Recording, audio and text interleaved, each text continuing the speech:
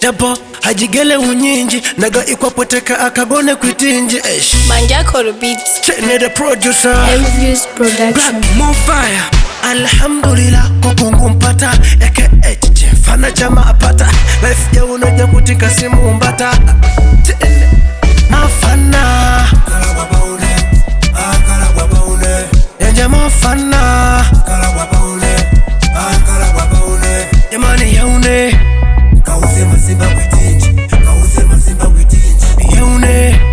Kause nembo kwitinji Kause nembo kwitinji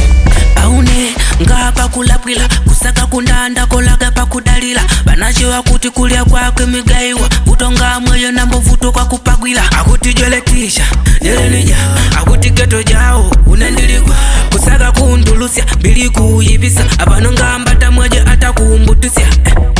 Alhamdulillah koko ngupata panajwa kusausya panajwa maka life ija uneja kuti kasimu mbata atakumbutushila kasimu mbata Kalagwa baule Kalagwa baule Yanja mafana Kalagwa baule Kalagwa baule Yamani yaune Kause masimba kwitinji Kause masimba kwitinji Yaune